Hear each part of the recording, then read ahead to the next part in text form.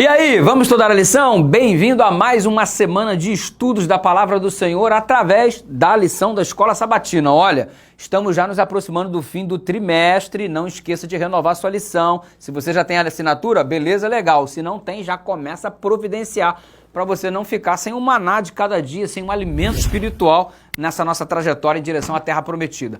Vamos em frente. Obrigado por nos seguir nas redes sociais. Continua divulgando a lição da Escola Sabatina. Estamos crescendo no YouTube. Já passamos de 93 mil. Estamos marchando em direção a 100 mil inscritos no canal para a divulgação da lição da Escola Sabatina e agora também do Apocalipse. Toda semana tem um estudo de um capítulo do Apocalipse. Estamos firmes e fortes. Essa semana, por exemplo, já tem a publicação lá do capítulo 8. Divulga aí, moçada. Vamos lá. Esta semana estaremos lidando com passagens bíblicas difíceis. Eita!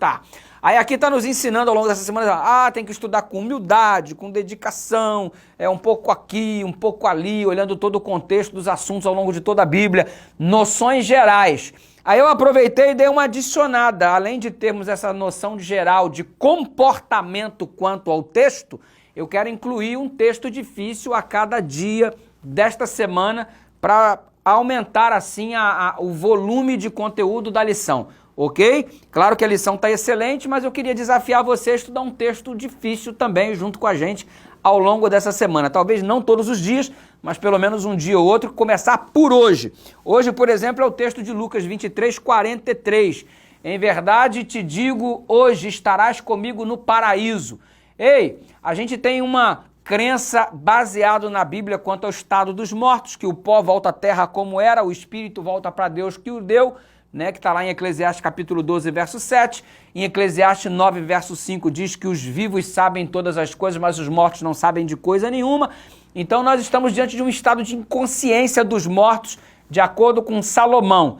Aí agora a Bíblia está dizendo, aparentemente, Jesus declarando na cruz para o bom ladrão, entre aspas, em verdade te digo, hoje estarás comigo no paraíso. Então o cara morre e vai direto para o paraíso, quando a gente construiu em todas as escrituras sagradas o fato de que não há consciência após a morte e que o homem volta à vida depois da morte somente na volta de Jesus, quando os mortos em Cristo ressuscitam primeiro, 1 Tessalonicenses 4, 16 e 17. Pastor, explica isso daí. Bom, a primeira coisa é que o original não tem pontuação. Isso aí você já sabe, né? Estou quase chovendo no molhado, né? A língua grega não tem ponto, não tem vírgula, não tem essas coisas, esses sinais de ortografia, sinais ortográficos, conforme a gente sabe hoje.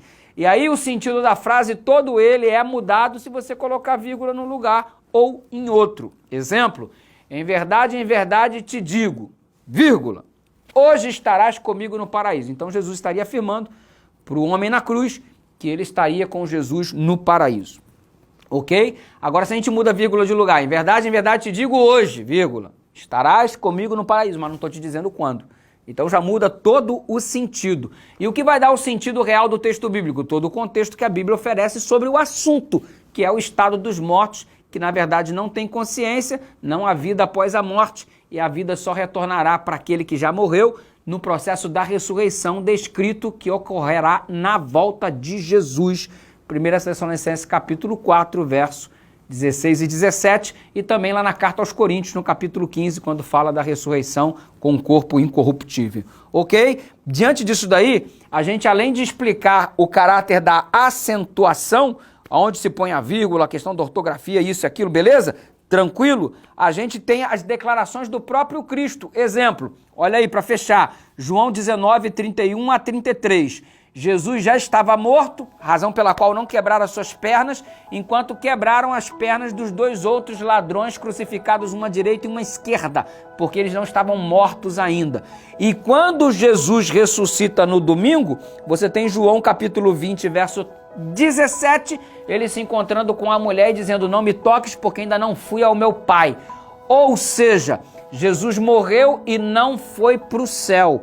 A mulher ouviu dele, eu ainda não fui para o meu Pai no domingo da ressurreição, ele morreu na sexta-feira, ok? Então como é que teria sido válida, hoje estarás comigo no paraíso? Se Jesus morreu, o ladrão não estava morto, ok? E quando Jesus morre, não vai para o céu.